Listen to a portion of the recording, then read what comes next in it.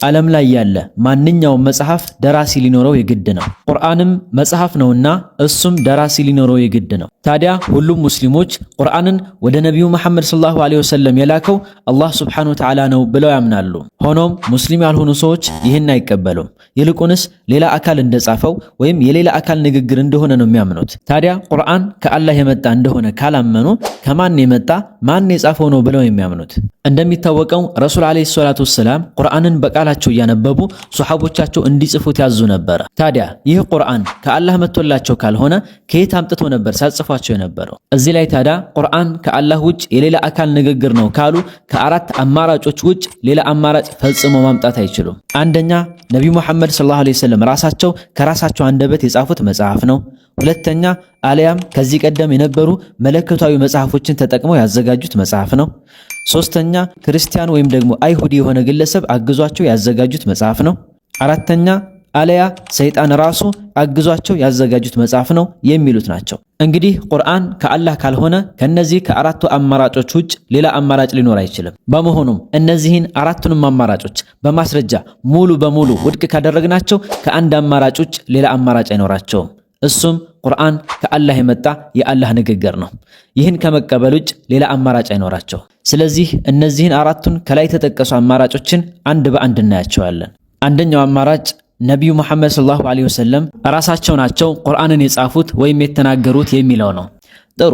ይህን ከሆነ የምታምኑት የሚከተሉትን ችግሮች እንዴት ነው የምትቀርፏቸው ወይም ደግሞ የምታብራሯቸው? አንደኛ በቁርአንና በሐዲስ መካከል ያለው የአነጋገር ዘይቤ። ነቢዩ መሐመድ ሰለላሁ ዐለይሂ ወሰለም እንዴት እንደሚያወሩና የአነጋገር ዘይቤያቸው ምን አይነት እንደሆነ እናውቃለን። እንዴት ከተባለ በሺዎች የሚቆጠሩ በጣም በርካታ የእሳቸው ንግግሮች ወይም ደግሞ ሐዲሶች በጣም ተሰራጭተው ይገኛሉ። ታዲያ በዚህ በሐዲስ ውስጥ የሚገኘውን የእሳቸው የአነጋገር ዘይቤና በቁርአን ውስጥ የምናገኘውን የአነጋገር ዘይቤ ብናነጻጽረው ፈጽሞ የተለያየ ሆኖ ነው የምናገኘው። ይህን ልዩነት ለማስተዋል ደግሞ የተለየ ዕውቀት አይጠይቅም። ማንኛውም ሰው በቀላሉ ማስተዋል የሚችለው ነገር ነው። ታዲያ ይህንን ልዩነት እንዴት ነው የምትፈቱት? ሁለተኛው ነቢዩን የመውቀስ ጉዳይ። በቁርአን ውስጥ ነቢዩ መሐመድ ሰለላሁ ዐለይሂ ወሰለም የሚወቅሱና የሚገስጹ በጣም በርካታ አንቀጾች ይገኛሉ። ለምሳሌ ዐፈላሁ ዐንከ ሊመ አዚንተ ለሁም ሐታ የተበየነ ለከ አለዚነ ሰደቁ ወተዕለመል ካዚቢን يا أيها النبي لم تحرم ما أحل الله لك تبتغي مرضات أزواجك عبس وتولى أن جاءه الأعمى ሌሎችም በዚህ መልኩ ነቢዩን የሚወቅሱ በርካታ አንቀጾች በቁርአን ውስጥ ይገኛሉ። ታዲያ ነቢዩ ራሳቸው የጻፉት መጽሐፍ ወይም የተናገሩት ንግግር ከሆነ እንዴት ራሳቸውን በሷሐቦቻቸው ወይም በተከታዮቻቸው ፊት ይወቅሳሉ? እንዴት ይነቅፋሉ? ይህ ሊሆን የማይችል የማይመስል ነገር ነው። ሶስተኛ በቁርአን ውስጥ የሚገኙ ትንበያዎች። በተለያዩ ክስተቶች ዙሪያ በቁርአን ውስጥ የመጡ በርካታ ትንበያዎች ሲኖሩ ከፊሎቹ ደግሞ በእሳቸው ዘመን ጭምር የተከሰቱ ናቸው። ለምሳሌ ጉሊበት ሩም في أدنى الأرض وهم من بعد غلبهم سيغلبون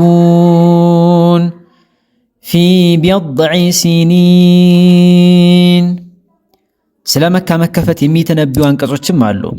ለምሳሌ لتدخلن المسجد الحرام إن شاء الله آمنين محلقين رؤوسكم ومقصرين لا تخافون ታዲያ ቁርአንን ራሳቸው የጻፉት ራሳቸው የተናገሩት ከሆነ እንዴት ወደፊት የሚፈጠሩ ክስተቶችን ሊያውቋቸው ቻሉ? አራተኛ የወህይ ወይም ደግሞ የመለኮታዊ ራእይ የመዘግየት ጉዳይ። አንዳንድ ጊዜ ወደሳቸው የሚላከው ወህይ ወይም ደግሞ መለኮታዊ ራእይ የሚዘገይባቸው ክስተቶች ነበሩ። ለምሳሌ አንድ ይሁዲ ወደሳቸው መጥቶ ስለ ዋሻው ሰዎች ጥያቄ ሲጠይቃቸው በሰዓቱ ወህይ ስላልመጣላቸው በማግስቱ ወህይ ሲመጣላቸው እንደሚመልሱለት ቃል በመግባት በቀጠሮ የመለሱት ግለሰብ ነበረ። በተጨማሪም ባለቤታቸው አኢሻ በዛ በወንጀል በተጠረጠረችበት ጊዜ በሰዓቱ ወህይ ተቋርጦ ስለነበረ በዛ ሰዓት ነብዩ ሰለላሁ በዚህ አማካኝነት ከባድ የሆነ ጊዜ እንዳሳለፉ ይነገራል። ታዲያ ቁርአንን ራሳቸው የጻፉት የእሳቸው ንግግር ከሆነ ይህን ያክል ለምን መቸገር አስፈለጋቸው? በዛው በሰዓቱ ለነዚህ ነገሮች ምላሽ መስጠት ይችላል ነበርነ? በነገራችን ላይ እነዚህ ብቻም ሳይሆን ሌሎች በጣም በርካታ ክስተቶች አሉ። ወህይ በመዘግየቱ አማካኝነት ያዘገዩቸው ጉዳዮች ብዙ ነበሩ። አምስተኛ የግል ህይወታቸውን በተመለከተ ቁርአን ስለ ነብዩ መሐመድ ሰለላሁ ዐለይሂ ወሰለም የግል ህይወት ምንም መረጃ አልያዘም። ስለ ሚስቶቻቸው፣ ስለ ልጆቻቸው፣ ስለ ቤተሰቦቻቸው ዝርዝር መረጃ እናገኝም። ስማቸው ራሱ በቁርአን ውስጥ 4 ጊዜ ብቻ ነው የተጠቀሰው። ይህ ማለት ሌሎች ነቢያቶች ከተጠቀሱት በጣም ያነሰ ማለት ነው። ለምሳሌ ነብዩላህ ሙሳ ዐለይሂ ሰላም ከ130 ጊዜ በላይ የተጠቀሱ ሲሆን ታሪካቸው ራሱ በ34 ምዕራፎች ውስጥ ተጠቅሶ እናገኘዋለን። ነብዩላህ ሙሳም፣ ነብዩላህ ዒሳም፣ ነብዩላህ ዩሱፍ ሌሎችም ነቢያቶች በርካታ ጊዜ ስማቸው ታሪካቸውም ተጠቅሶ እናገኘዋለን። ታዲያ ቁርአን ራሳቸው የጻፉት የእሳቸው ንግግር ከሆነ ለምን ስለራሳቸው ከሌሎች ነቢያቶች በተሻለና በበለጠ መልኩ መናገርና ማውሳት አልቻሉም? ስላደረጓቸው ጥረቶች፣ ትግሎች፣ ስለፈጸሟቸው ገድሎች ለምን አላወሱም? ይህ ሎጂካሊም የማይመስልና የማይሆን ነገር ነው። በጥቅሉ እንግዲህ እነዚህ ነጥቦች ቁርአንን የጻፉት ነብዩ መሐመድ ናቸው ወይም ደግሞ የተናገሩት ራሳቸው ናቸው ከማለታችን በፊት ምላሽ የሚያስፈልጋቸው ጥያቄዎች ሲሆኑ ሁሉም ሎጂካሊ የማይሆኑና ቁርአንን ራሳቸው ናቸው የጻፉት የሚለውን አባባል ሙሉ በሙሉ ውድቅ የሚያደርጉ ነጥቦች ናቸው። እስኪ ወደ ሁለተኛው አማራጭ ደግሞ እንለፍ። እንግዲህ ነብዩ መሐመድ ቁርአንን የጻፉት ራሳቸው ናቸው ካላን በቃ ከዚህ በፊት የነበሩ መለኮታዊ መጽሐፎችን ማለትም እንደ ባይብል፣ ኦሪት፣ ወንጌል የመሳሰሉ መጽሐፎችን ተጠቅመው ያዘጋጁት ነው የሚል ምክንያት ሊመጣ ይችላል።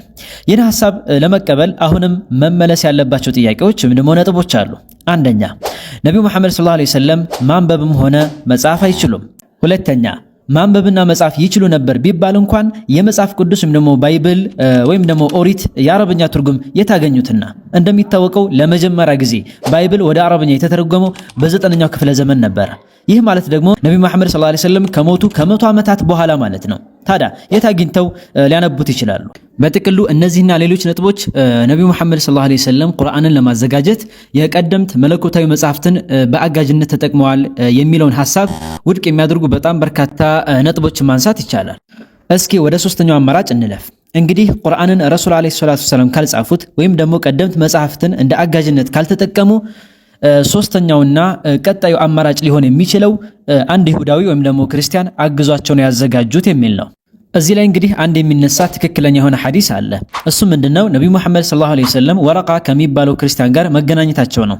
በበርካታ ሐዲሶች እንደመጣውና እንደሚታወቀው አንደኛ ከዚህ ግለሰብ ጋር የተገናኙት ወህይ ወደሳቸው መውረድ ከጀመረ በኋላ ሲሆን፣ ሁለተኛ ደግሞ እሱ ራሱ ነብይ መሆናቸውን ያረጋገጠና የሚያምን ነበረ። ይህ ደግሞ በበርካታ ምሁራን ዘንድ ሙስሊም መሆኑን የሚያሳይ ነው። አይ እሱ ሳይሆን ሌላ አይሁዳዊ ወይም ደግሞ ሌላ ክርስቲያን የሆነ አካል ነው የረዳቸው ቢባል እንኳን ታዲያ እንዴት ነው እነዚህን የመሰሉ አንቀጾችን እንዲጽፉ የሚፈቅድላቸው ወይም ደግሞ የሚተባበራቸው? لقد كفر الذين قالوا إن الله هو المسيح ابن مريم ويم دقمو لتجدن أشد الناس عداوة للذين آمنوا اليهود والذين أشركوا ታዲያ ይሁዲ ወይም ክርስቲያን እነዚህን የመሳሰሉ አንቀጾችን እንዲጽፉ አግዟቸዋል ቢባል እንዴት ነው ስሜት የሚሰጠው? ማን ነው የሚቀበለው? እነዚህ ምክንያቶች እንግዲህ የሆነ አካል ረድቷቸዋል የሚለውን ሐሳብ ሙሉ በሙሉ ውድቅ የሚያደርጉ ናቸው። ወደ አራተኛውና የመጨረሻው አማራጭ እንለፍ። አንዳንዶች የሚያነሱት ሐሳብ ሆኖም ደግሞ ፈጽሞ ሊሆን የማይችል ወደ ሆነው አማራጭ እናልፋለን። እሱም ሰይጣን አግዟቸው ነው የሚለው ነው። ነገር ግን አሁንም ቢሆን ይህን ሐሳብ ከመቀበላችን በፊት መነሳት ያለባቸው ነጥቦች አሉ። አንደኛ ይህ ሐሳብ ሙሉ በሙሉ ውድቅ መሆኑን ፍንትው አድርጎ የሚያሳይ አንድ የቁርአን አንቀጽ አለ። فإذا قرأت القرآن فاستعذ بالله من الشيطان الرجيم። ታዲያ እውነት ሰይጣን አግዟቸው ከሆነ በዚህ መልኩ እንዴት ራሱን እየተራገመ እንደዚህ አይነት አንቀጾች እንዲካተቱ እንዴት ሊፈቅድ ይችላል? ሁለተኛ ሌላኛው ቁርአን በበርካታ አንቀጾቹ ላይ ሰይጣን የሰው ልጆች ጠላት እንደሆነና ጠላት አድርገው እንዲይዙት ሲያዝ ይስተዋላል። ታዲያ እንዴት ሰይጣን ራሱን ሰዎች ጠላት አድርገው እንዲይዙት ሊያዝ ይችላል?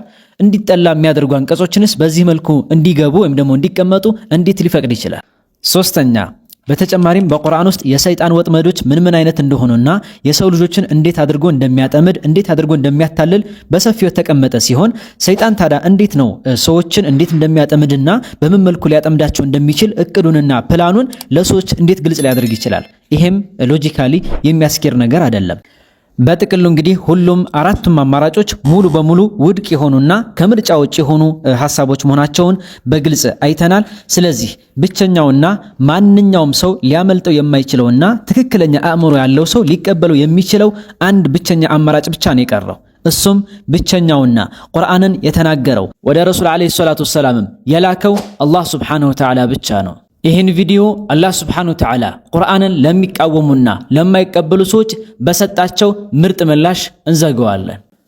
ኢነሁ ለቀውሉ ረሱሊን ከሪም ዚ ቁወትን ዐንደ ዚል ዐርሺ መኪን ሙጣዕን ሰመ አሚን وما صاحبكم بمجنون ولقد رآه بالأفق المبين وما هو على الغيب بضنين وما هو بقول شيطان رجيم فأين تذهبون إن هو إلا ذكر للعالمين لمن شاء منكم أن يستقيم وما تشاءون إلا أن يشاء الله الله رب العالمين። በዛሬው ቪዲዮ አዲስና ጠቃሚ ዕውቀት እንዳገኛችሁ ተስፋ አደርጋለሁ። እንደዛ ከሆነ ደግሞ ይህ ቪዲዮ ለሌሎች ወገኖች እንዲዳረስ ላይክ እና ሼር በማድረግ እናንተም የአጅሩ ተካፋይ መሆን ትችላላችሁ። እንደዚህ አይነት ጠቃሚ ትምህርቶች በየጊዜው እንዲደርሳችሁ ቻናሌን ሰብስክራይብ በማድረግና የደወል ምልክቷን መጫን እንዳትረሱ። መልካም ጊዜ እመኝላችኋለሁ። ወሰላሙ አለይኩም።